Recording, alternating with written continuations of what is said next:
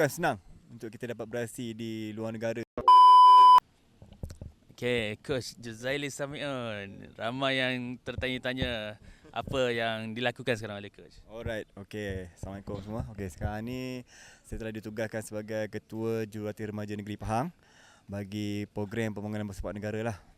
So, saya rasa amanah dan tanggungjawab yang diberikan ni saya rasa satu perkara yang baru lah kan, sebab kita kena jaga bagi segi kita punya pembangunan grassroots kita. So, saya ambil ni sebagai satu tanggungjawab yang besar lah, dan saya rasa satu benda yang baru, dan saya rasa benda ni bagus untuk saya membantulah daripada kita punya akar umbi kita ni untuk ke arah yang lebih kata ke depan ni, kita look forward apa yang kita boleh bantu kepada pembangunan kita sendirilah.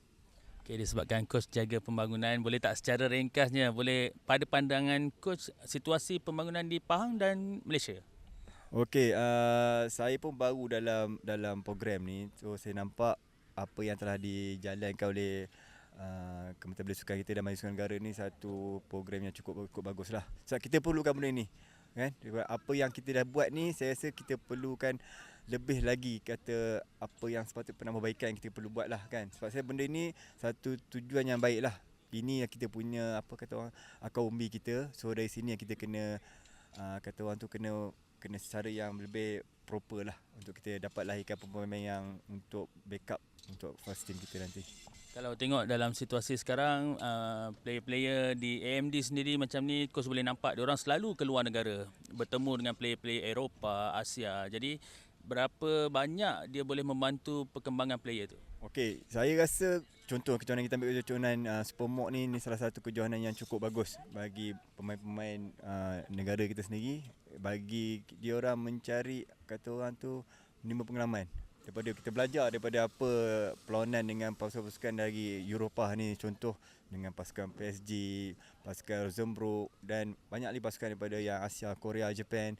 Saya ni satu kejohanan yang cukup bagus, dan saya rasa kita perlu ada lebih banyak kejohanan macam ni bagi pemain-pemain kita menimba pengalaman lah, sebab ini satu proses yang cukup bagus bagi saya. Coach antara pemain yang berpeluang ke bumi Perancis bersama Akmal Rizal dulu. Jadi situasi sekarang mungkin peluang tu lebih banyak daripada zaman Coach dulu. Tapi mungkin tak semua player yang bersedia untuk keluar. Nasihat Coach pada player-player yang dapat peluang sebegitu? Okey, saya rasa nak dikomparekan dengan 20 tahun punya dulu dengan apa yang saya dah lalui dengan sekarang ni, saya rasa peluang lebih terbuka. Cuma tinggal lagi saya harap pemain-pemain muda kita yang mana telah diberi atau dapat peluang ni, cubalah ambil yang sebaik mungkin lah peluang yang ada ni. Saya rasa sebab ini bukan kata perkara yang kita boleh pandang mudah lah, sebab bukan senang untuk kita dapat berhasil di luar negara ni. So saya harap kepada pemain-pemain muda kita ni yang mana dah diberi peluang dan dapat peluang ni, gunalah kesempatan yang ada tu sebaik mungkin untuk menimba pengalaman atau belajar dari segi apa itu tim profesional tu sendiri.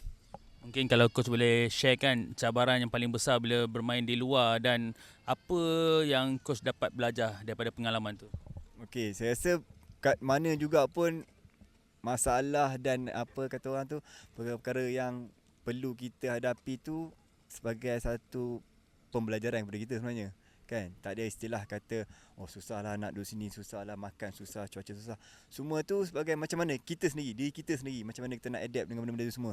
Saya rasa itu sebagai, kita ambil pendekatan sebagai satu proses pembelajaran yang kita rasa benda tu takkan dapat di tempat kita sendiri.